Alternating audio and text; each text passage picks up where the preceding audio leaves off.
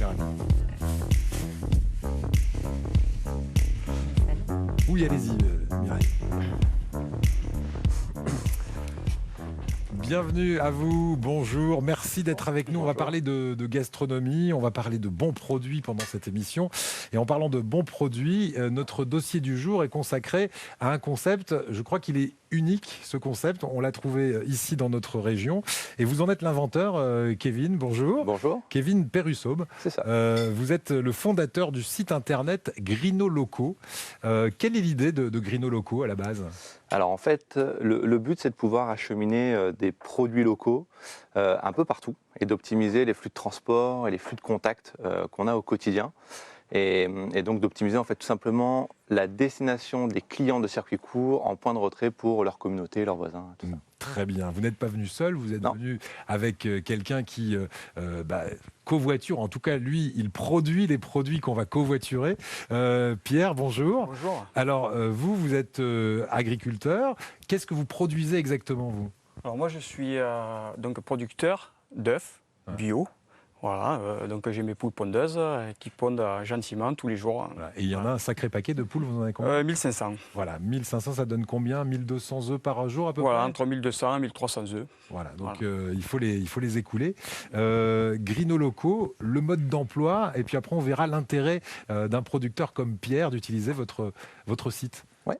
Alors le mode d'emploi en fait c'est des producteurs et des agriculteurs qui vont créer leur boutique en ligne. Ouais. Du coup ça rend leurs produits visibles et un utilisateur va créer ce qu'on appelle un trajet. Le trajet c'est le lien entre un producteur, une destination et des horaires de retrait.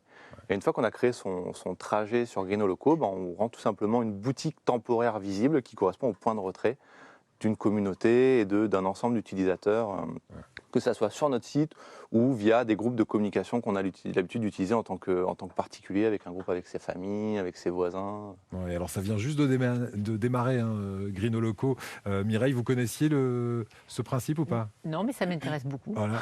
Alors, les covoitureurs, vous les appelez comment ? Les loco-drivers, c'est ça ? Exactement. Ouais, tout à fait. Quel est l'intérêt du consommateur qui va acheter des produits, mais qui va finalement pas les acheter que pour lui, et qui va les emmener chez d'autres personnes ? C'est quoi son intérêt à lui ? Alors son intérêt, il est économique, mais pas directement, parce que le but, c'est pas de retirer de l'argent, mais en fait, il récupère 5% du montant des commandes qu'il aura acheminées. D'accord. Donc si par exemple, il achemine pour 100 € de commande, il récupère 5%, donc 5 € sur sa cagnotte Grinoloco. C'est pas de l'argent qui sort du système, ça reste dans le système, et ça lui permet tout simplement de les déduire de ses propres commandes personnelles. Bon, alors par exemple, Mireille est dans le Vaucluse. Est-ce qu'il y a des producteurs du Vaucluse qui travaillent avec votre plateforme, qui est toute récente, hein, elle a démarré en septembre ? Oui, c'est ça, exactement.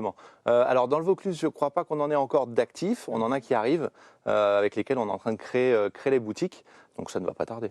Ouais, D'accord. voilà. Mais pas encore. Et est-ce que, tiens, Mireille, vous seriez partante pour devenir loco-driveuse, vous ? Ah ben, oui, par exemple, toutes les personnes qui font des jeux d'écriture, étant donné que maintenant c'est un collectif, Ouais. cette idée-là pourrait être suggérée à l'Île-sur-Sorgue par l'intermédiaire des personnes qui font des jeux d'écriture. Oui, mais moi je vous fais de la exactement mise en ça. relation, Kevin. C'est Vous comme avez ça. tout compris. Voilà.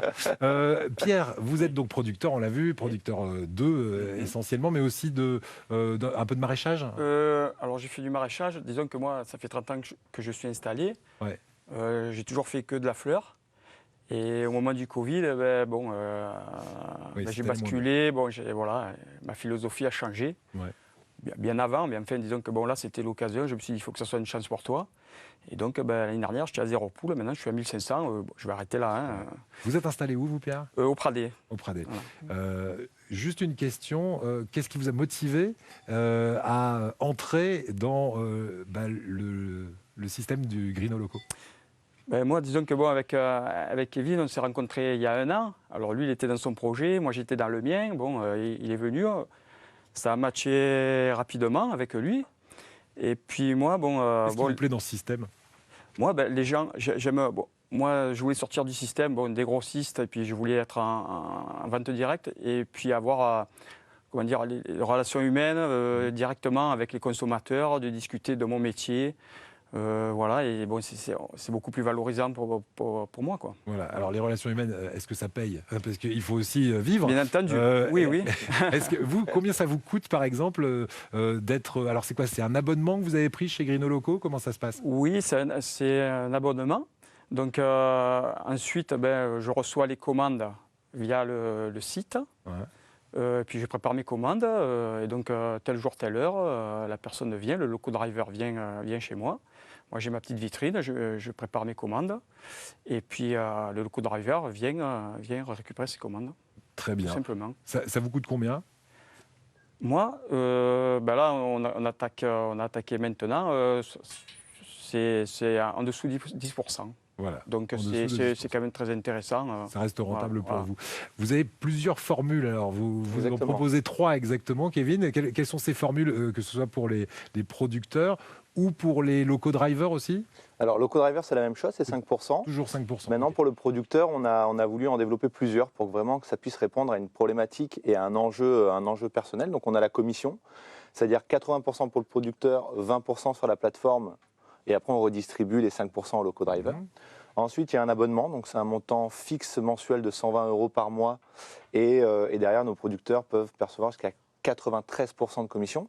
Ou bien il y a les frais de service, c'est-à-dire que c'est 93% pour nos producteurs et c'est le client, du coup, qui au moment de passer commande a des petits frais de service qui s'appliquent. Ça permet au producteur d'avoir 0 charge fixe et de maximiser sa marge. Alors aujourd'hui, ça fait maintenant pratiquement 2 mois que vous êtes sur le marché, depuis le mois de septembre.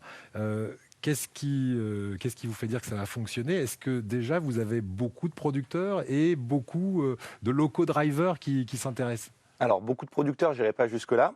On a des producteurs et c'est ce qui est hyper encourageant. Il faut savoir que des producteurs n'ont pas beaucoup de temps. Et donc, à partir du moment où ils nous consacrent du temps, on a quasiment déjà gagné. On sait qu'après, c'est une histoire de temps parce que notre but, c'est vraiment de créer un partenariat de confiance. C'est vraiment une relation humaine, ce que disait Pierre. C'est vraiment ça l'enjeu. Donc, par contre, on le sait, créer une relation, ça prend du temps. Et donc, on accepte ce temps-là pour avoir quelque chose de solide. Et alors, vous allez avec votre bâton de pèlerin directement ça. chez le producteur à chaque fois. Vous êtes nombreux ou vous êtes seul, Kevin, pour ça? Alors, l'équipe, on est 9 en tout, avec des prestataires, surtout sur la partie informatique. En interne, on est 3. J'ai 2 collaboratrices avec moi sur la partie communication et une autre sur la partie commerciale.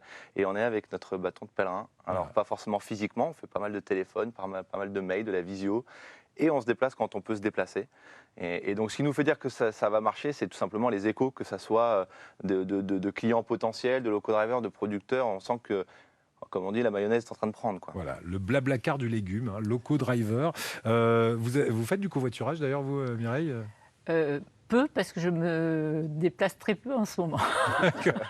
Bon, mais en tout cas, peut-être un jour, vous ferez du covoiturage de légumes grâce à Loco Driver. Si je ne le fais pas, je peux trouver des personnes qui le feront.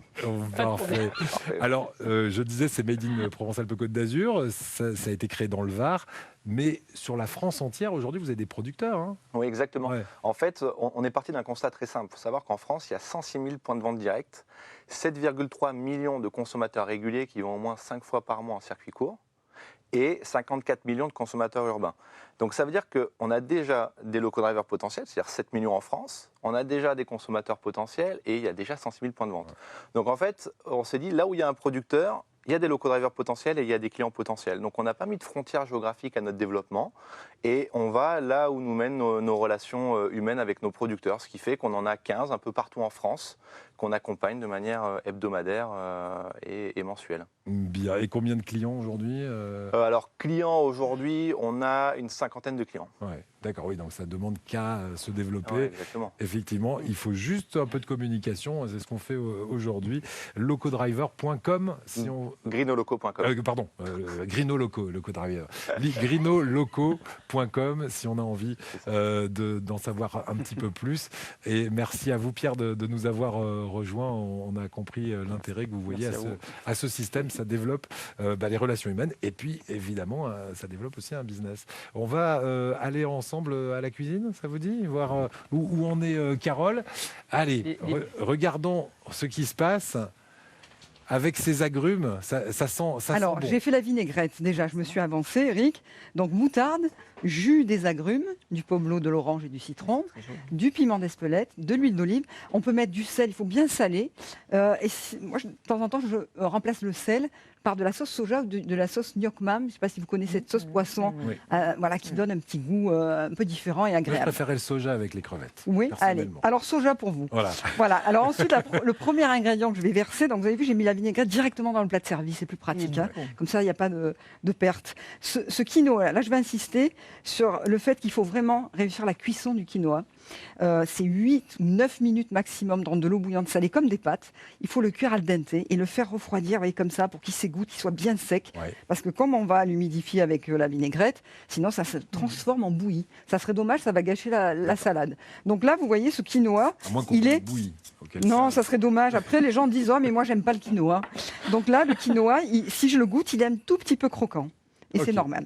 Voilà. Après, je vais mettre mes herbes tout de suite. Donc là, j'ai un beau bouquet. J'ai les mains propres. Hein. Bon, C'est juste pour voir s'il est allez-y, c'est croquant. bien parce que c'est vous. Hein. Donc là, Al dente, oui. j'ai mis le persil et la coriandre. Les cébettes, on peut tout à fait remplacer les cébettes, parce qu'on en trouve de moins en moins maintenant, par des échalotes. Et là, je vais faire un premier mélange. Donc j'incorpore mon quinoa al dente avec ma vinaigrette aux agrumes, donc moutarde, huile d'olive, piment et sauce soja pour Eric.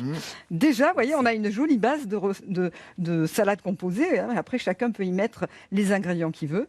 Donc moi, j'ai choisi 3 ingrédients que je trouve se marient très bien. Donc de l'avocat. Ouais, ça fait comme un Parce que taboulé libanais. Là, Voilà, un petit peu. C'est l'avocat parce qu'il va apporter beaucoup d'onctuosité.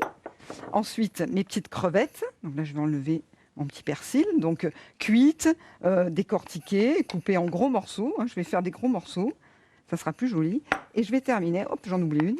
Et je termine avec les agrumes coupés à vif, c'est-à-dire que je récupère que la pulpe. Donc là, je trouve joli de mettre un petit peu d'orange, le pomelo. Et puis, regardez, on mélange et le tour est joué. Oh là là, Voilà. une magicienne. Vous avez une salade fraîche qui peut se faire à l'avance. On peut la garder un petit peu pour qu'elle marine. Et vous avez de tout dans cette salade, des vitamines, des protéines. Merci Le quinoa. beaucoup, Carole. Voilà. Écoutez, vous pouvez servir un petit ramequin ou deux, puis on portera Allez, ça je vous tout fais à l'heure ça. à table. D'accord. Mireille, vous savez que le Black Friday n'est pas loin. Mhm. C'est ce jour où on consomme énormément. Généralement, maintenant, c'est sur pratiquement des semaines entières, le Black Friday. Eh bien, on a un invité sur ce plateau qui, lui, a trouvé une combine pour aller un peu à l'encontre de ce Black Friday, de cette surconsommation. Il s'appelle Franck Bonfils. Venez. Merci Kevin et Pierre, merci beaucoup. Bon, mes copines, elles cuisinent très très bien, moi aussi. Hein. Ah oui, Ah oui, oui, oui. Mireille me disait, mais